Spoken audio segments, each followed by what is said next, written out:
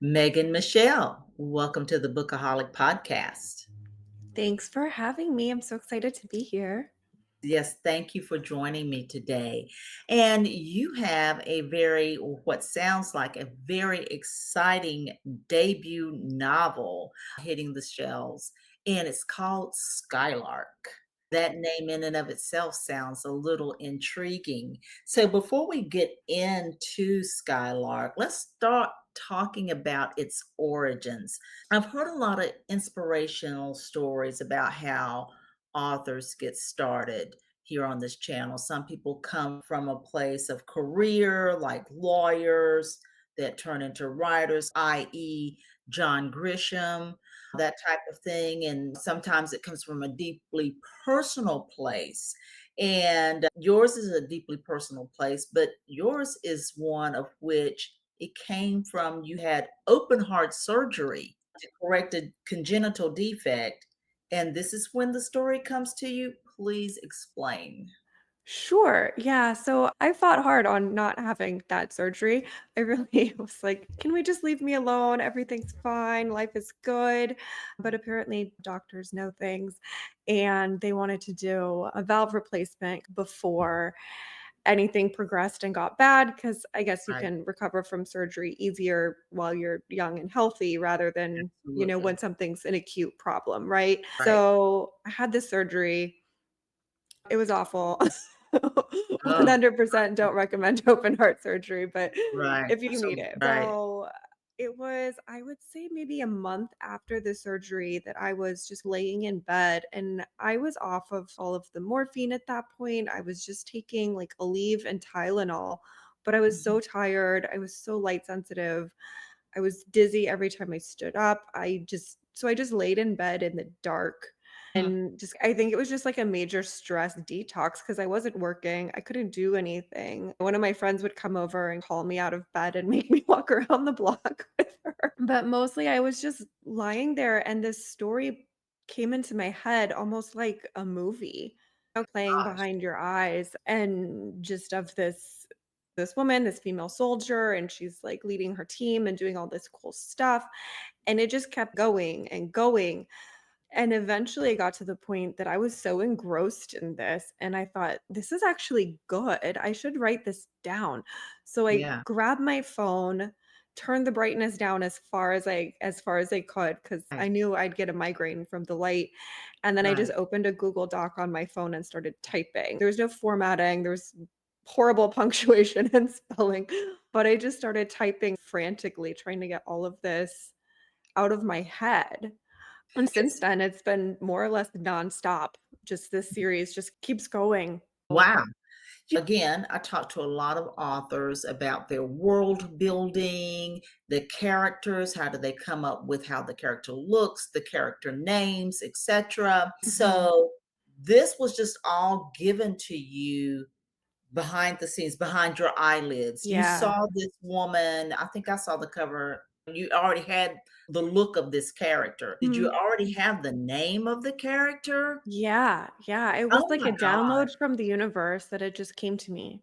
And Absolutely. then once I was feeling better, I got into it, I started doing some actual research and figured out that a lot of what I had written actually was pretty accurate. Some things I needed to change, of course, but I just like, how do I know some of this information? This is so weird.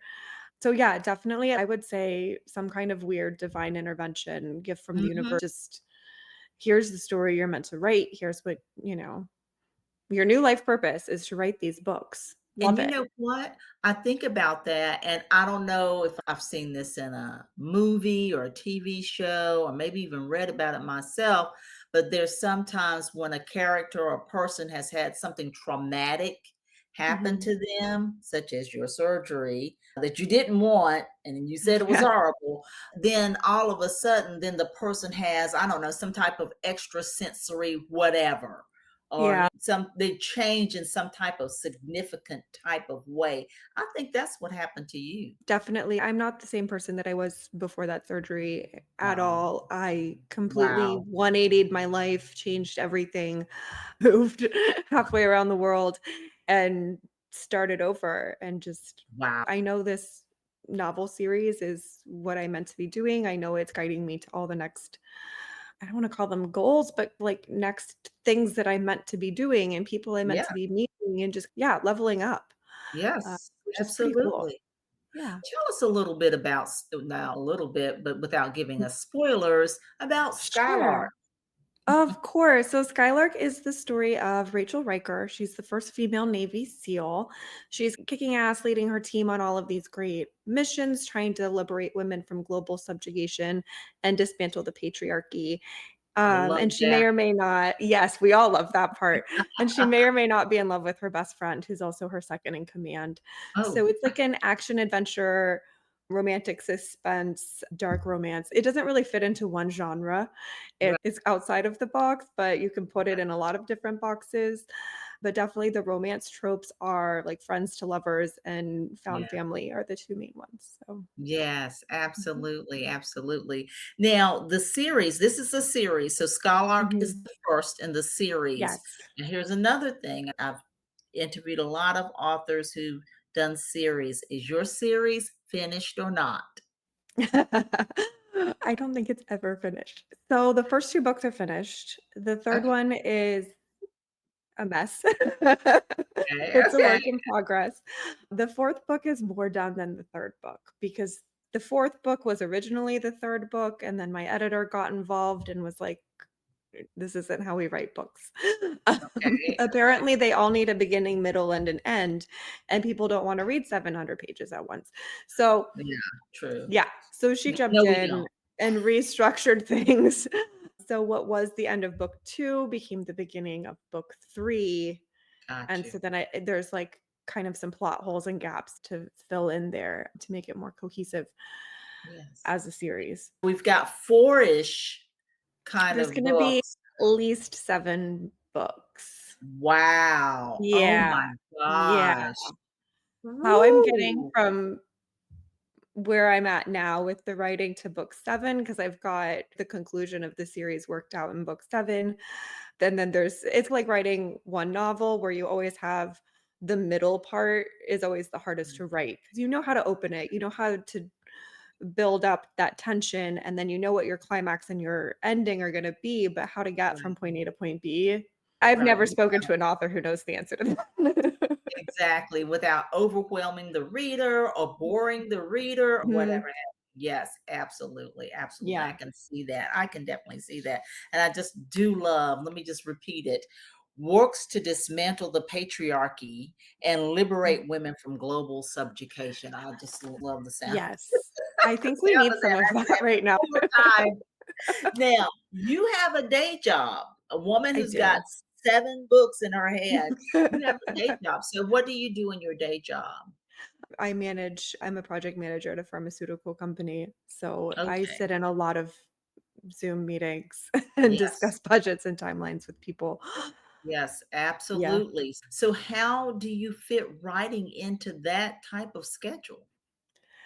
It's really hard. Honestly, I'm lucky that this came out of my surgery because I was on sick leave for so long, so I could get so Mhm. much done during that time, but it's definitely, like, nights and weekends, Right. which my friends are like, "Oh, you must be writing because you didn't text me back for 2 hours." Yeah. Mhm. Absolutely, I was like, "Are you absolutely. writing on Saturday or do you wanna hang out?" I'm like, I'm gonna try to write, we'll see what happens, I'll let you know." Wow. Said you moved halfway around the world. So you started off Mhm. where and you ended up where? I was living in Sweden, so my ex-husband is Swedish. We met in college in San Francisco. I ended up moving there. I lived there for 13 years, and then after my surgery, I wrote Skylark, I got divorced, and I picked up and moved to Virginia Beach, Virginia. Wow, Mm. grief, Yeah. that's that It is was a quite a yeah, it was a change. big year. Yes, absolutely, Big absolutely. Well, you're change. not too far from me now. I'm in North Carolina. So, We're neighbors we now. are. Are you enjoying the hurricane that's on its Oh way? gosh, I heard that information today and I'm like, "Okay." Mhm. Thank goodness I'm not on the coast, so That's I'm helpful. inland, Yeah, but yeah. anyway, absolutely. I'm a So few so blocks from the Atlantic, so I'm just it's gonna get oh. flooded this week and on which day. Oh We'll my see. gosh. Go to any higher level that you can. Yeah. Megan Michelle, I wish you all the luck, the fortune, the prosperity with the Skylark series. I love what it stands for. And it's available on every reading platform and bookstores. I sincerely hope that it is. If not, then I did something wrong. The best place to buy it though is on my website, which is www.megan-michelle.com, because that's where you get really pretty special editions with sprayed edges and I'll sign them. But yeah, you can also go through Amazon. It should be on barnesandnoble.com, bookshop.org, anywhere you're getting books. And if they don't have it, just ask them for it and explain to them that they need to carry more indie authors because that's always a struggle. Mhm. Absolutely. Absolutely. And Yeah. thank you for that, Megan. And we'll have those links, or at least one of those links, in the video description box below Okay. and on the podcast show notes. Megan Michelle, once again, thank you for joining me Thank you today. so much.